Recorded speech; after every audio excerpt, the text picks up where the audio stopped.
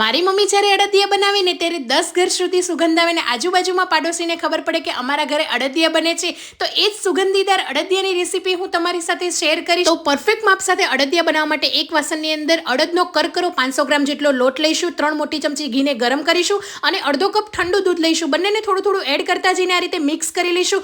લોટને પ્રેસ કરીને 10 થી 15 મિનિટ રેસ્ટ આપીશું. એ પછી મોટા ચાણાની અંદર લોટને ચાળી લઈશું. તમે આ પ્રોસેસ મિક્સર જારમાં એડ કરીને પણ કરી શકો. દાણેદાર લોટ તૈયાર છે. 3 મોટા ચમચા ઘીની અંદર 100 ગ્રામ જેટલા ગુંદને થોડો થોડો એડ કરીને ફ્રાય કરી લઈશું. હવે 500 ગ્રામ જેટલું ઘીને ગરમ કરીને એડ કરી લઈશું અને જે આપણે લોટ મિક્સ કરેલો ને એ લોટને એડ કરી લઈશું. તો અડદના લોટને શેકાતા ટાઈમ લાગશે. 10 થી 12 મિનિટ લો ગેસની ફ્લેમ પર શેકતા રહીશું. કન્ટિન્યુ હલાવતા રહીશું ને એટલે આ રીતનો બ્રાઉન કલર થઈ જશે. હવે 200 ગ્રામ જેટલો મોળા માવાને મેં શેકીને લીધેલો છે. તો માવો એડ કરીને લો ગેસની ફ્લેમ પર થોડી વાર આપણે હલાવતા રહીશું. માવો સરસ રીતે અડદના લોટ સાથે મિક્સ થઈ જશે. ગેસની ફ્લેમ બંધ કરી લઈશું. હવે ચાસણી બનાવવા માટે 400 ગ્રામ જેટલી ખાંડ અને અડધો કપ પાણી એડ કરીને એક તારની ચાસણી બનાવી લઈશું અને આ ચાસણીને લોટ શેકેલાની અંદર એડ કરી લઈશું. બંને વસ્તુને સરસ રીતે મિક્સ કરી લઈશું. હવે ગેસની ફ્લેમ ચાલુ નથી કરવાની. એની અંદર તળેલો ગુંદ, ટોપરાનું છીણ અહીંયા મેં 1 બાઉલ લીધું છે, 1 બાઉલ બદામના ટુકડા, અડધો બાઉલ જેટલા કાજુના ટુકડા, 1 ચમચી અડદિયાનો મસાલો, 1 ચમચી સૂંઠ પાવડર એડ કરીને મિક્સ કરીને આ રીતે અડદિયાનો શેપ આપી લઈશું. તમે કોઈ પણ શેપમાં આપી શકો છો